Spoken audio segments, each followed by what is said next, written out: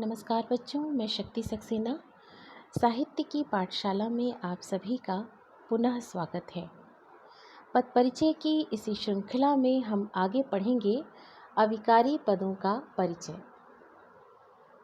अविकारी या अव्यय पद ऐसे पद या शब्द हैं जिसके रूप में लिंग, वचन, पुरुष, कारक इत्यादि के कारण कोई विकार उत्पन्न नहीं होता। हम कह सकते हैं कि हर स्थिति में वो अपने मूल रूप में ही बने रहते हैं। चूँकि अव्यय का रूपांतर नहीं होता, इसलिए ऐसे शब्दों को अविकारी शब्द कहा जाता है। इसके उदाहरण देख लीजिए। अभी, इधर, उधर, यहाँ, वहाँ, कब, क्यों, वाह, आह, इसलिए, किंतु, परंतु, बल्कि इत्यादि। बच्चों, अव्यय पद मुख्य रूप से 4 प्रकार के होते हैं। पहला, क्रिया विशेषण यानी क्रिया की विशेषता बताने वाले पद। दूसरा, संबंध बोधक। संबंध बोधक का अर्थ है वाक्यों में संज्ञा या सर्वनाम का संबंध दूसरे संज्ञा या सर्वनाम से जोड़ने वाले पद। तीसरे प्रकार का अव्यय पद है समुच्चय बोधक अव्यय पद, अर्थात 2 वाक्यों को जोड़ने वाले पद, विस्मयादि बोधक। बच्चों, इस तरह के अव्यय पद मनुष्य के मन की भावनाओं को प्रकट करते हैं। इसके अतिरिक्त निपातों को भी अव्यय कहा जाता है। निपात यानी जो वाक्य में बल देने का कार्य करे। वाक्य में किसी एक शब्द या पद पर बल देने का कार्य करे, उसे हम निपात कहते हैं। जैसे तक, भी, केवल, ही, सिर्फ, तकरीबन इत्यादि। अब हम देखेंगे कि क्रिया विशेषण क्या है। जिन शब्दों से क्रिया की विशेषता प्रकट हो उन्हें क्रिया विशेषण कहते हैं। जैसे राम धीरे धीरे टहलता है। बच्चों, इस वाक्य में धीरे धीरे पद क्रिया विशेषण है। क्यों? क्योंकि इस वाक्य को पढ़ने पर टहलना इस क्रिया है और इस क्रिया की विशेषता है धीरे धीरे। राम वहाँ टहलता है। राम रोज़ टहलता है। अब आप देख सकते हैं कि राम के टहलने की क्रिया की कुछ विशेषताएं हैं, जैसे रीतिवाचक, जैसे स्थानवाचक और या फिर कालवाचक। इस तरह से क्रिया विशेषण के 4 भेद हुए। कालवाचक क्रिया विशेषण, स्थानवाचक क्रिया विशेषण, रीतिवाचक क्रिया विशेषण और परिमाणवाचक क्रिया विशेषण। अब इसी को हम कुछ उदाहरणों के माध्यम से समझ सकते हैं। जैसे राम कल जाएगा। प्रस्तुत वाक्य में कल पद का परिचय हुआ। अव्यय पद, कालवाचक क्रिया विशेषण, विशेष्य पद कल। राम वहाँ टहलता है या राम वहाँ रहता है। प्रस्तुत वाक्य में वहाँ पद का परिचय हुआ। स्थानवाचक क्रिया विशेषण, इसका विशेष्य पद यानी ये किस क्रिया का विशेषण है, तो ये रहने क्रिया का विशेषण है। अब हम एक और वाक्य लेते हैं। वह जल्दी जल्दी चलता है। जल्दी जल्दी अव्यय रीतिवाचक क्रिया विशेषण है। विशेष्य पद है चलना। बच्चों, हम चारों प्रकार के क्रिया विशेषण की पहचान कुछ प्रश्न लगाकर भी कर सकते हैं। जैसे स्थानवाचक क्रिया विशेषण की पहचान हमें कहाँ प्रश्न लगाकर करनी होती है। पहले ही वाक्य में आप देख सकते हैं राम वहाँ रहता है। अब यहीं पर आप एक प्रश्न बना सकते हैं, राम कहाँ रहता है। उत्तर मिल जाएगा और जो उत्तर होगा वो होगा उसका क्रिया विशेषण। इसी तरह दूसरा वाक्य है, वह जल्दी जल्दी चलता है। प्रस्तुत वाक्य में चलने क्रिया की विशेषता है जल्दी जल्दी, और इसी वाक्य में अगर हम प्रश्न बना दें कि वह कैसे चलता है, तो उत्तर मिलने पर जो शब्द आएगा, जो पद आएगा, वही उस वाक्य में क्रिया विशेषण होगा। वह बहुत बोल रहा है।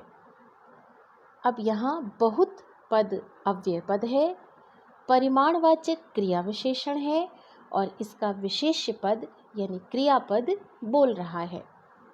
बच्चों, इसी वाक्य में अगर हम यह प्रश्न लगा दें कि वह कितना बोल रहा है, तो उत्तर मिलेगा वह बहुत बोल रहा है।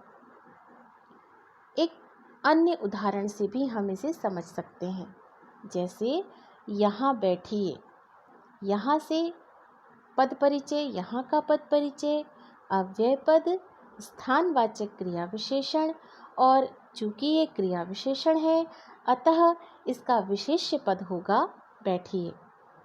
एक दूसरा वाक्य देख लेते हैं, वह रुक रुक कर बोल रहा है। रुक रुक यह भी अव्यय पद है, रीतिवाचक क्रिया विशेषण है, यानी क्रिया किस तरह से हो रही है उसको हम रीतिवाचक क्रिया विशेषण कहेंगे। चूँकि यह रीतिवाचक क्रिया विशेषण है अतः इसका विशेष्य पद होगा बोलना क्रिया। छात्र ने परीक्षा में कम लिखा था, इसलिए उसके कम नंबर आए। प्रस्तुत वाक्य में 2 बार कम पद आया है। अब इसी बात को थोड़ा सा हम ध्यान देते हैं।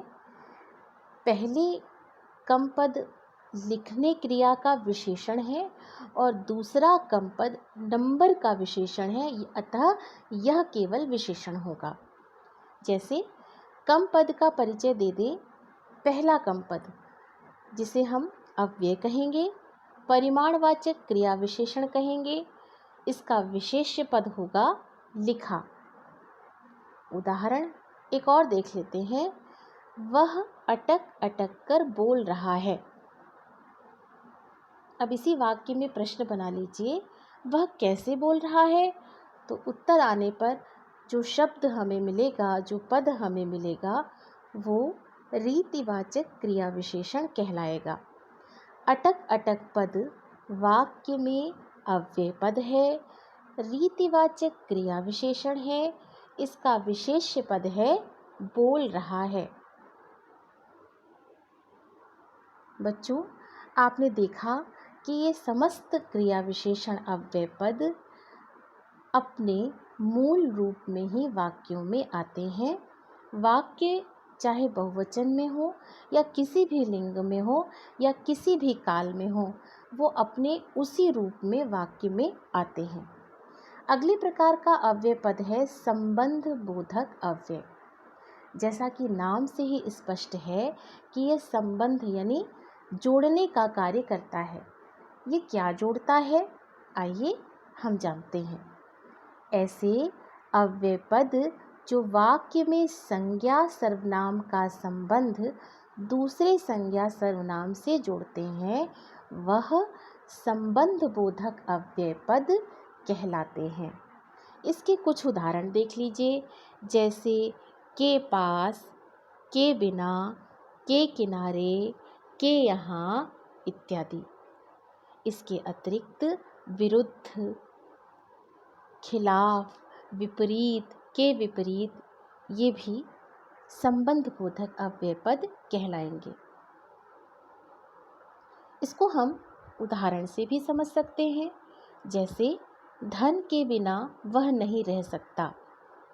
अब यहाँ के बिना पद धन संज्ञा पद और वह सर्वनाम पद को जोड़ने का कार्य कर रहा है, अतः यह संबंध बोधक अव्यय पद कहलाएगा।